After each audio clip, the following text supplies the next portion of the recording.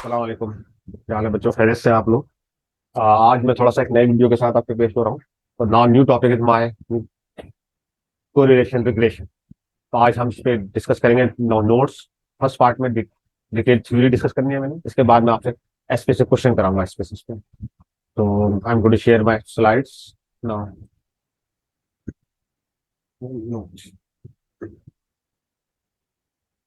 ये देखिए आप लोग,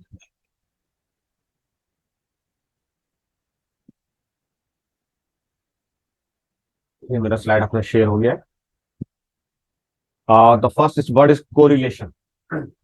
Basically, correlation is a relation between two variables. One is name is independent, other one is dependent. अगर हम independent dependent में ताल्लुक देखना चाहते हैं तो उसको हम बोलते हैं कोरिलेशन।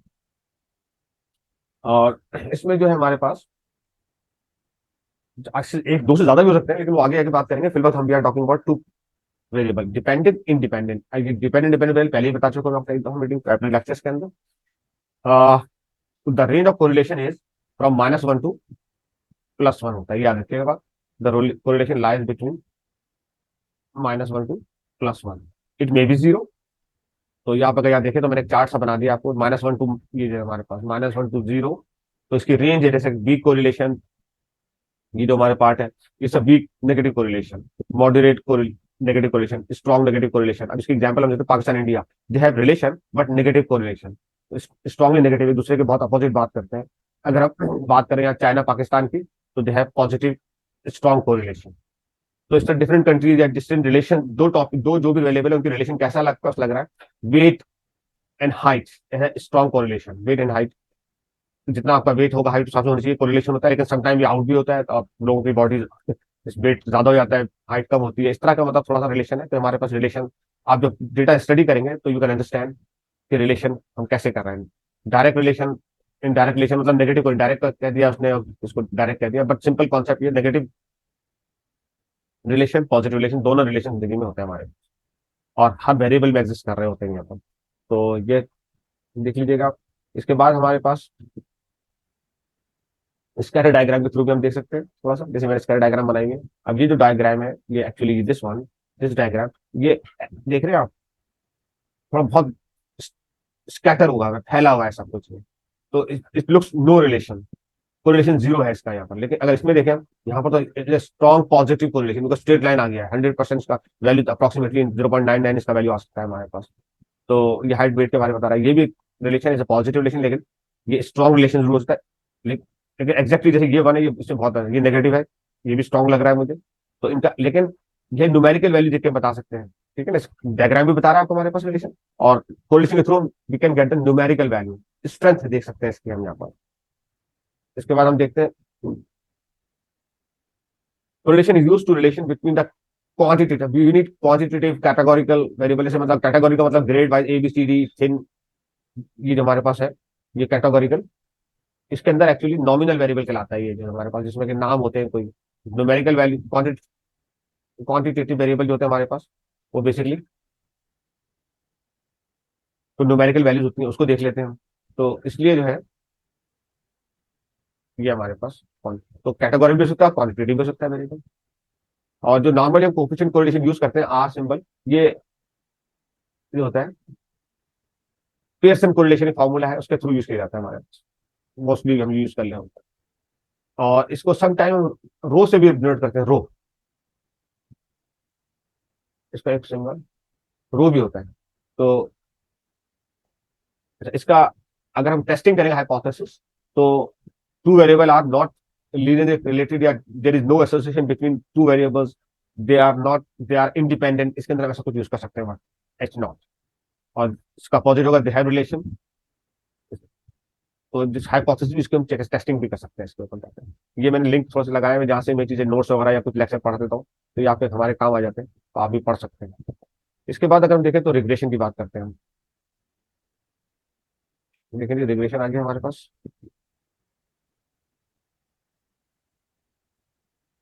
अब एक्चुअली कोरिलेशन रिग्रेशन एक दूसरे से लिंक कर रहा होता है। तो regression is statistical technique that relate the dependent variable to one और मोर। अभी जैसे कोरिलेशन में दो बताया था मैंने, डिपेंडेंट डिपेंडेंट। अब यहाँ पर क्या होता है, डिपेंडेंट एक होता है, इंडिपेंडेंट एक से ज्यादा भी हो सकता है हमारे पास। इंडिपेंडेंट को, जो उसने इंडिपेंडेंट इसको वेरिएबल कह रहे हैं यहाँ पर, ये इंडिपेंडेंट वेरिएबल ये आ रहा है, इसको explanatory variable, predictor variable, predictors भी कहते हैं इसको अंदर हम। तो इंडिपेंडेंट वेरिएबल के दो तीन नाम यूज कर सकते हैं यहाँ पर, या predictor, explanatory variable. The regression model is able to show whether the changes observe in the dependent variable are associated with the changes in more और एक्सप्लेनेटरी। ये बताना चाह रहा है कि अगर हम जो इंडिपेंडेंट वेरिएबल है उसमें जो चेंजेस आ रहे हैं, तो उन चेंजेस के साथ डिपेंडेंट वेरिएबल भी चेंज हो रहा है, और किस हद तक चेंज हो रहा है, उसके रिलेशन कैसा है उसके साथ। तो हम ये रिग्रेशन में बताता है, एक डिपेंडेंट वेरिएबल के साथ अगर मैनी इंडिपेंडेंट वेरिएबल है, एक्सप्लेनेटरी वेरिएबल है, प्रिडिक्टर्स हैं, उन सब के बारे में बताता है कि उनके जो चेंजेस साथ साथ होती हैं, और ये डिपेंडेंट वेरिएबल, मतलब जैसे अगर y इज इक्वल टू लिख दूंगा 3x1 plus 2x2 minus x3। अब देखिए यहाँ पर तीन प्रिडिक्टर्स हैं हमारे पास, x1 x2 x3। तो x1 x2 की वैल्यू 3 डालते जाएंगे और y की वैल्यू चेंज होती जाएगी। तो ये एक्चुअली रिलेशन है इनके साथ, x1 के साथ y का रिलेशन, x2 के साथ y का रिलेशन, x3 के साथ y का रिलेशन।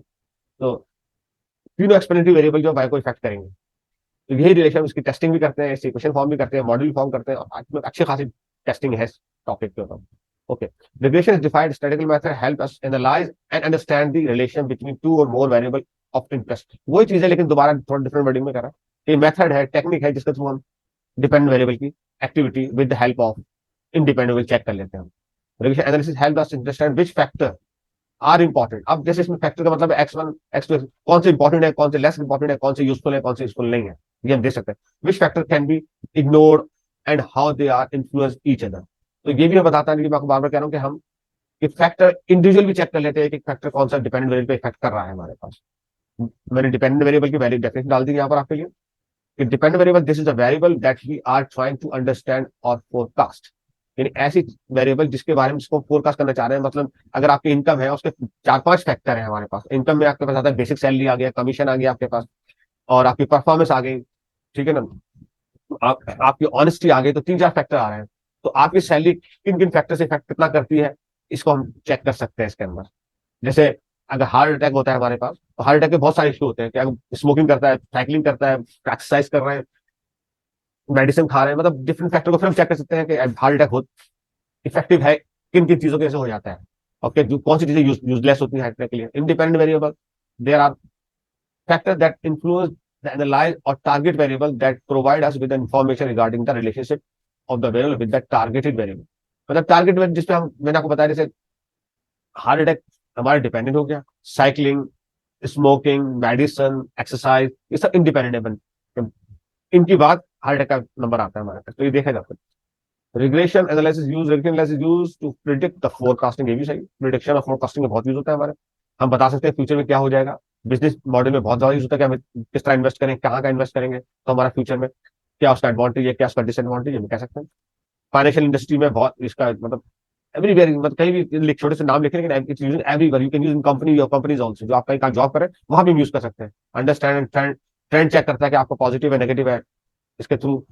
इन स्टॉक, स्टॉक में यूज होता है forecast price, evaluation of risk factor भी यूज करने को मालूम होता है। इंश्योरेंस डोमेन में यूज होता है। तो ये हम मतलब हर जगह यूज होता है। बस अगर आप थोड़ा जहां भी थोड़ा स्टडी करने के बाद आप एनालाइज करेंगे चीजों को, तो ये आपके सामने नजर आएगा। मार्केटिंग अंडरस्टैंडिंग, इफेक्टिव मार्केटिंग, सारे मैंने नाम मतलब नेट्स के थ्रू और अपनी अंडरस्टैंडिंग के थ्रू लिखे हैं सारे नाम। तो ये देखें, effective marketing, campaign, forecast, pricing, sales, manufacturing, evaluate relation between variable, determine define the better engine to provide the performance. मतलब उसमें अमेंड करें कहाँ कम, लेकिन थ्योरी है, थोड़ा थ्योरी में आपको अंडरस्टैंड करेंगे थोड़ा ड्राई सा लगेगा, लेकिन जब उसको प्रैक्टिकल करेंगे तो यू कैन अंडरस्टैंड हाँ ये क्या कहना चाह रहा है। मेडिसिन में यूज होता है हमारे पास। इसका एजम्पशन क्या है, जब टेस्टिंग अप्लाई करें तो you must know the assumption of this, ठीक है ना। एजम्पशन पांच है, लेकिन मैं इसके चार पे ज्यादा कॉन्सेंट्रेट कर लेता हूँ, तो चार कर लेते हैं। मतलब वैसे भी अगर एक दो भी करेंगे तो हम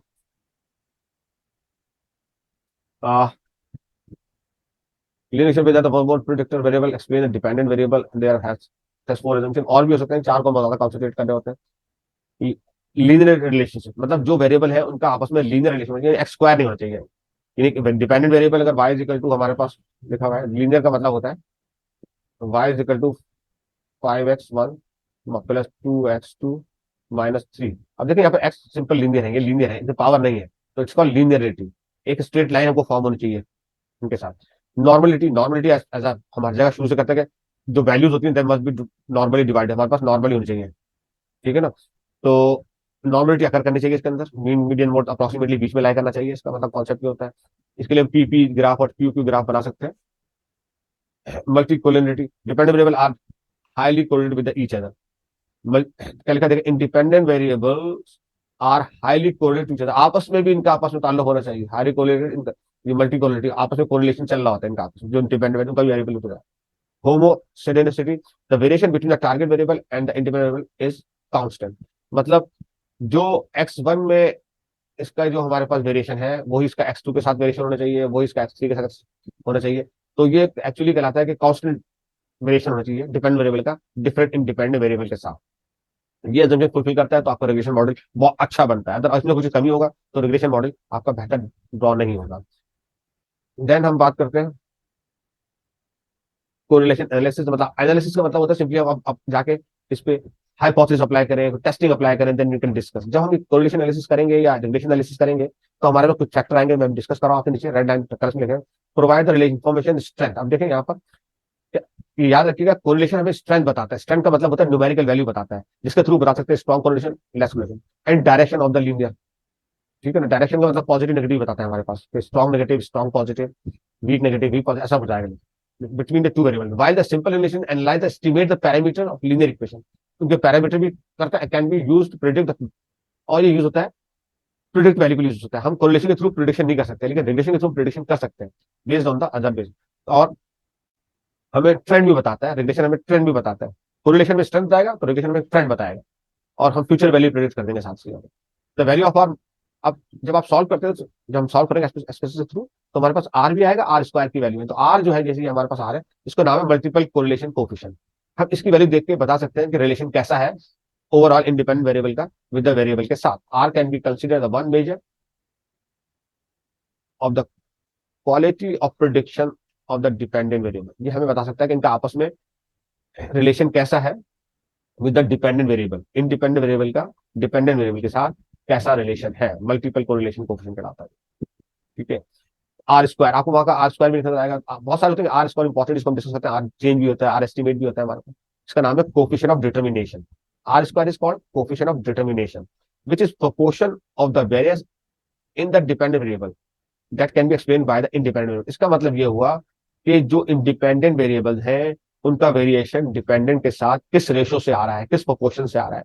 हमारी जितनी आर की वैल्यू ज्यादा होगी तो हमारे पास उतना उनका वेरिएशन कांस्टेंट स्ट्रॉन्ग होगा, अच्छा होगा। हाई आर का आर स्क्वायर का वैल्यू हाई होता है तो हमारे पास उनका रिलेशन स्ट्रॉन्ग कहलाता है, ठीक है। द वेरिएबल, और वो मॉडल फिट करवाएगा, it give the you can idea how many data points. अब देखिए बड़ा इंपॉर्टेंट पॉइंट बता रहा हूँ यहाँ से, ये it gives you the then idea of how many data points fall within the result of the line form by the regression, यानी कितना परसेंट डेटा पॉइंट जो है आपका, चूंकि डेटा पॉइंट तो बहुत सारे होते हैं हमारे पास, जब बनाएगा तो यू हैव मेनी डेटा, मतलब हजारों होते हैं, 100 50 200 होते हैं, तो डेटा पॉइंट जो है वो जैसे लाइन है हमारे पास, इसके उसके करीब कितने डेटा पॉइंट हैं हमारे पास, जितने 80% 90% 70% डेटा पॉइंट इसके लाए करीब लाए कर रहे हैं। लेकिन अगर डेटा पॉइंट यहाँ लाए करेंगे तो इसका वेरिएशन बहुत ज्यादा हो जाएगा, मतलब हो जाएगा हमारे पास, और ये इज नॉट यूजफुल मॉडल। लेकिन अगर इसके करीब करीब होंगे तो इसे यूजफुल मॉडल, और 80% अगर 90% data point on with line होंगे तो is a better for us.